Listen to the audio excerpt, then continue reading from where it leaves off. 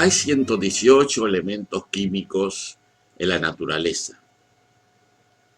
Si no contamos el hidrógeno y el helio, que son el 98% del total en el universo, los dos elementos más abundantes son el oxígeno y el carbono. El oxígeno es el tercer elemento químico en abundancia, constituyendo casi el 1% de toda la materia del universo. Y el cuarto elemento en abundancia es el carbono. Y estos dos elementos explican muchas cosas. Entre ellas, la existencia de la vida y nuestra propia existencia. Al mismo tiempo, deseo hacer notar que por esa razón no es extraño que las atmósferas de Venus y Marte estén constituidas por 95% de dióxido de carbono, que es un compuesto de oxígeno y carbono, o sea, moléculas que contienen 2 átomos de oxígeno y 1 de carbono. Dicho esto, llama la atención que en la Tierra, que es un planeta de la misma familia de Venus y Marte, y que debería tener una proporción parecida de estas moléculas, la cantidad de dióxido de carbono sea apenas de 0,04%, o sea, 2.375 veces menos que nuestros vecinos planetarios. Otra diferencia difícil de explicar, tanto en Venus como en Marte, es la proporción de nitrógeno, que es de 3% en Marte, de 3,5% en Venus, y sin embargo en la Tierra es mucho mayor, 78%, o sea, por lo menos 25 veces mayor. Uno puede pensar que originalmente, luego de su formación como planeta en la Tierra, también podría haber habido 95% o una cantidad semejante de dióxido de carbono y también algo así como 3% de nitrógeno. Algo pasó en la Tierra que cambió esos porcentajes. Y al mismo tiempo uno puede razonar que al disminuir la cantidad de CO2, o sea, dióxido de carbono, a niveles mínimos, de 95% a 0,04%, eso habría llevado a que el porcentaje de nitrógeno aumentara significativamente. Hay que señalar que si bien el CO2 disminuye considerablemente, el porcentaje de oxígeno molecular, que es una molécula de oxígeno incluyendo 2 átomos de oxígeno, que era prácticamente nulo al principio, como sucede actualmente en Marte y en Venus, ha subido en la actualidad a 21%. También debemos considerar que una parte del nitrógeno puede inmovilizarse en ciertos compuestos depositados en las rocas sedimentarias, incorporado en la materia orgánica.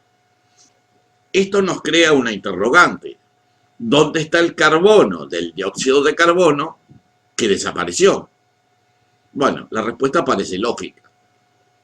El carbono que falta está enterrado en las calizas y dolomitas, que también son formas oxidadas del carbono y que cuando se formó la Tierra no existían.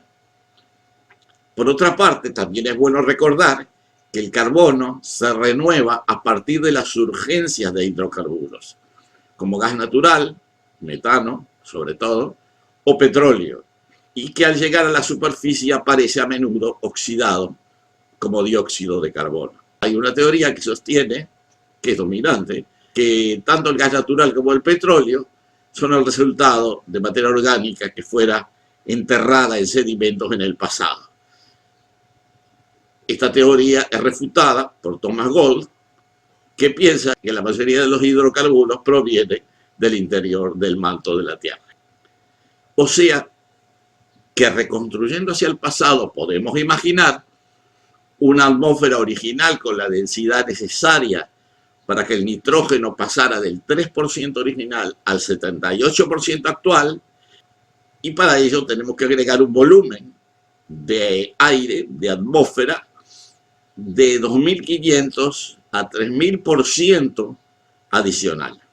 Incluso sería algo más si pensamos que parte del nitrógeno está inmovilizado.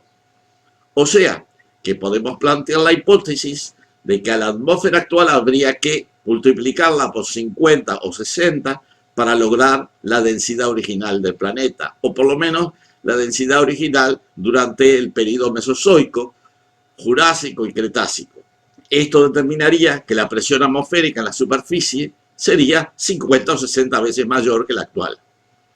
Según David Esker, autor de la teoría de los dinosaurios, Dinosaur Theory, la densidad de la atmósfera podría haber sido 300 a 400 veces mayor que la actual, lo cual justificaría que los dinosaurios en el Jurásico, Cretácico, crecieran a un gran tamaño, adquiriendo una cierta flotabilidad, o como se dice en inglés, buoyancy, que permitiera que sus esqueletos resistieran su enorme peso, y justificaría el desarrollo de esas tremendas colas que tenían los dinosaurios, y que los gigantescos reptiles voladores, los llamados pterosaurios, pudieran volar. Los pterosaurios podían llegar a tener cientos de kilos de peso y envergadura de las alas de 8, 10 e incluso 12 metros. Las características de una atmósfera hiperdensa, según David Esker, serían las siguientes. 1. El dióxido de carbono es el gas más abundante en la atmósfera. 2. No hay hielo en los polos ni en los picos de las montañas. 3. Existe casi la misma temperatura en todas partes, independientemente de la latitud. Hay vertebrados terrestres gigantescos. Los vertebrados terrestres desarrollan una forma distinta. 4. Con la cola y las patas traseras mucho más grandes y fuertes que sus patas delanteras. 5. La razón por la que los dinosaurios tenían estas características es porque aumentaron su probabilidad de sobrevivir al permitirles moverse más rápido a través de una atmósfera extremadamente densa. Y 6. Resulta mucho más fácil para vertebrados lograr el vuelo. Incluso los reptiles de bajo metabolismo logran volar y se convierten en los vertebrados voladores más grandes que jamás hayan existido.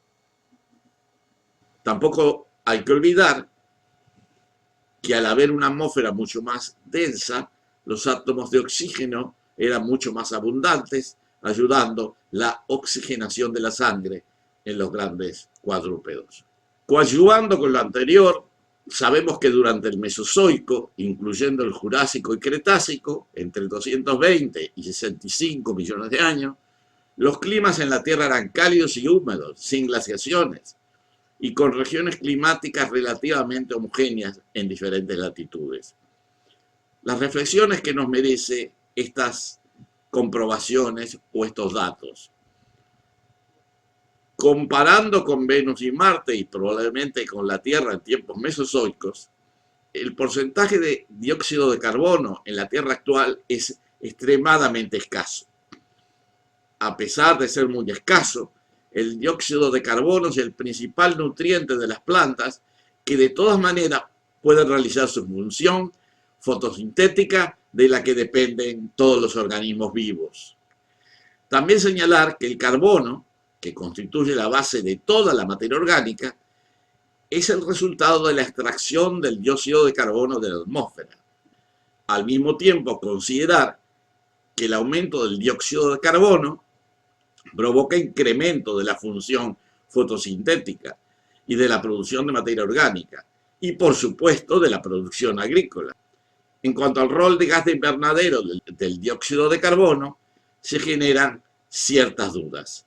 O sea que, desde mi punto de vista, el alarmismo catastrofista con relación al incremento del dióxido de carbono que se proclama en estos momentos en los medios no parece tener razón de ser. Es por lo menos una exageración. En los próximos videos seguiremos insistiendo con este tema.